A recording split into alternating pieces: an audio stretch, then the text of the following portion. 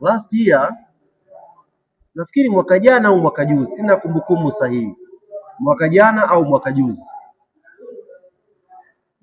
shirikisho la Kenya wakati limesaini mkataba na Azam Media, ndio wa kuonyesha ligi ya Kenya, kitu cha kwanza ambacho walikitafutia njia kiwe thamani ni dabi yao ya mashemeji.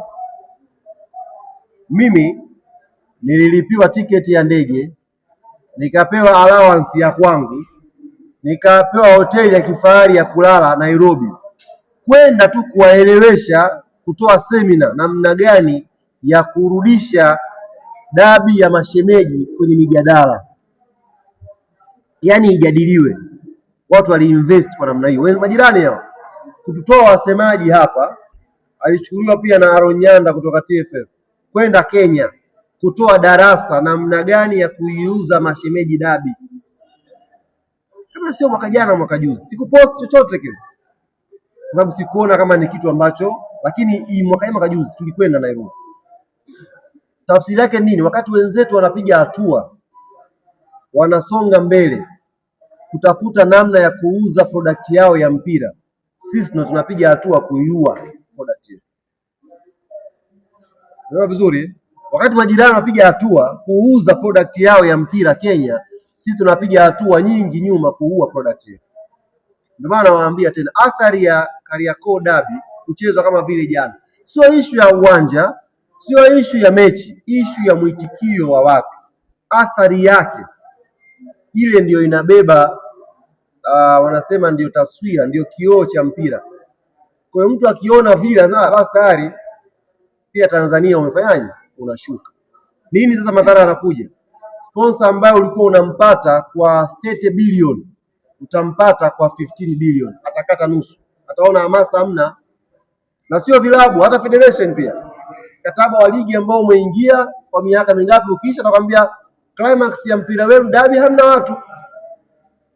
Kwa hiyo athari inazidi kushuka, inakwenda itagusa mpaka nyie waandishi wa habari. Kwa hiyo mimi nawaambieni clear, hizi timu sio kwamba hazina mvuto. Dabi imetengenezwa specific, imebanwa mahala. And that's a fact, nawaambia ukweli. Kuna maana dabi imebanwa hivi. Wewe Simba Day anaingiza pale watu mpaka wengine wanamwagika nje. Yanga Day tunaingiza watu mpaka viwanja pili kinajaa. Eti ifike dabi watu 8,000 tushindwe kwenda Isamuyo. Hata kwa kitu ya kawaida.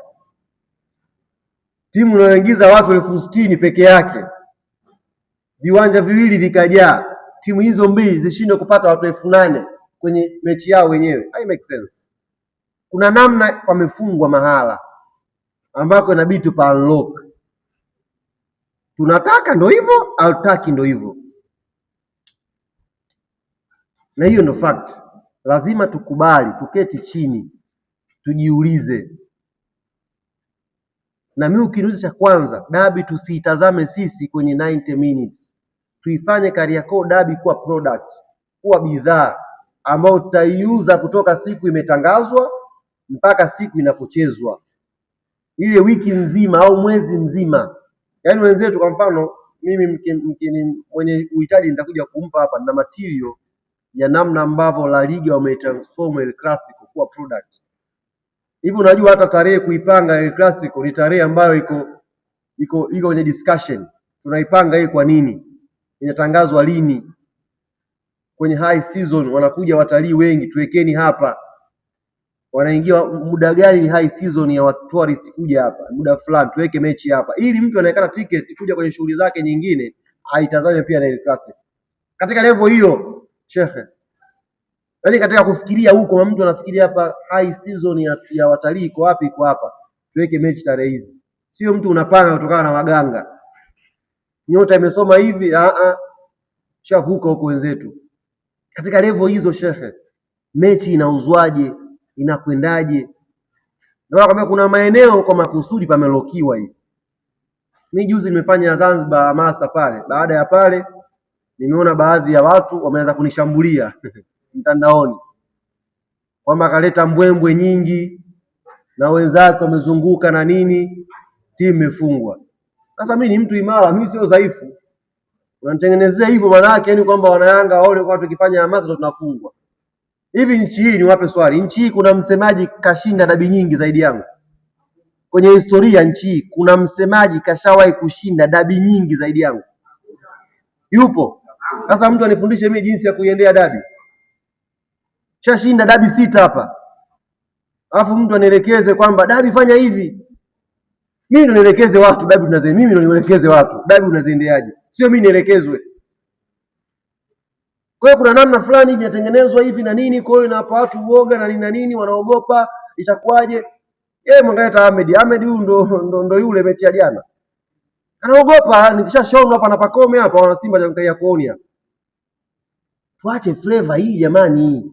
Hivi miaka ya nyuma wakati Jerimuro na Haji wanafanya hizi kazi, walikuwa free. Kuna wakati kama wanataka kunjana hivi. Si ndio bwana? Kama nataka kupigana bwana tensi ya maana mtaa unaelewa kwamba bwana unaelewa. Lakini huyu akifanya Ahmed Ally umesababisha timu inafungwa. Fanya Ally Kamwe, sasa Ahmed Mogamoga kaogopa. Mimi siogopi. Mimi nimekaa kimya hii kwa sababu tu mapato hamna ninachopata. Lakini dabi ijayo ukija nafanya tena hamasa. Mimi nataka wanayanga wachangamke. Sisi hatuna kupoa. Wewe piga maneno yako, piga majungu yako, mimi siogopi. Sijazaliwaga hivyo mimi. Nachokifanya ni kitu sahihi kwa sababu ya mpira wetu, nitafanya hamasa hata kama nafuu, kesho nitapata na hamasa. Tia wasemaji. Yeye inakwenda mpaka timu ndogo hizo wasemaji wanaogopa sasa hivi kufanya hamasa. Kama timu ikifungwa anapicha kidole, wewe Masanza unasababisha wewe. Wewe chukuchuku timu imeshuka daraja kwa sababu yako na mdomo sasa. Sasa kazi yetu nini? Maka chukuchuku kwa mkiani sasa hivi ndiye anapoa lawama. Bwana wewe timu imetia mkiani mdomo huo.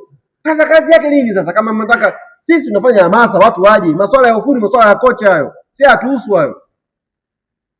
Kwa hiyo niwaambie wasemaji wenzangu, tuacheni uoga. Hizi ndo zama zetu. Let's enjoy the moment. Asikupangie mtu majukumu ya kufanya. Wewe jukumu lako lipo kwa CEO wako wa kazi. Basi.